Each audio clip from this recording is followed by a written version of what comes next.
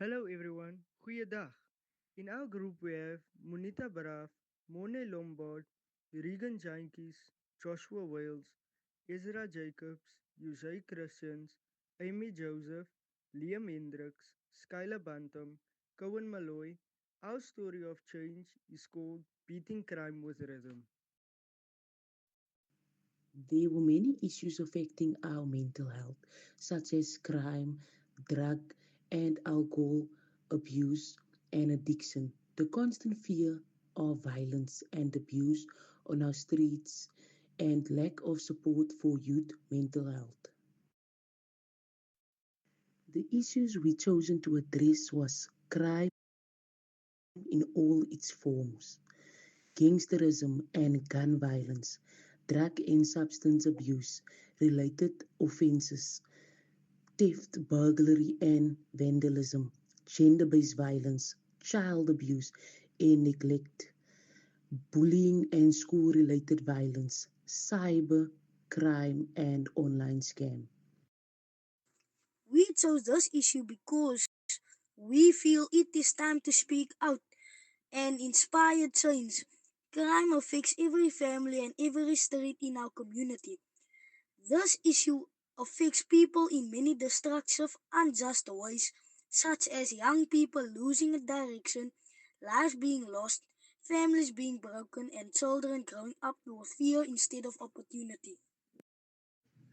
We dream of a world where our hometowns are safer, stronger, and united, where every child can grow up with opportunity, not fear, and where hope takes the lead over crime.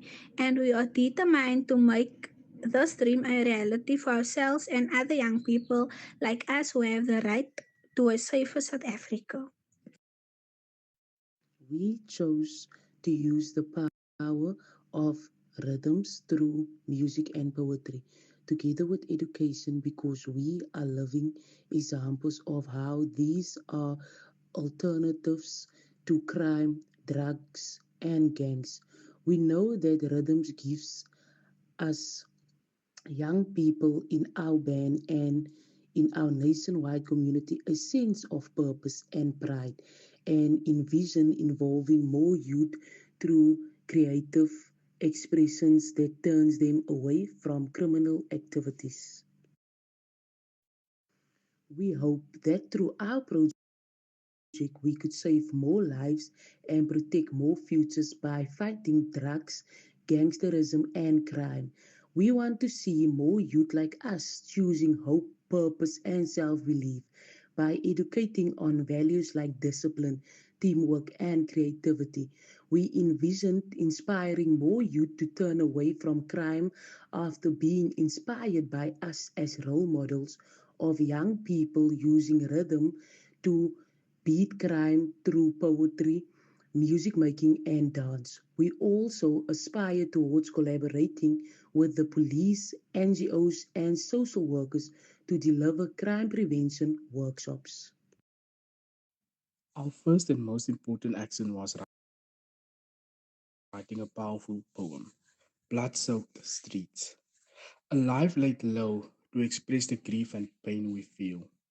This poem became a catalyst for a multi layered solution involving plans for community performances with crime awareness themes, a public march with anti crime messages, and visits to schools to motivate learners to tap into their innate rhythm and join us to take action against crime through artistic and rhythmic expression.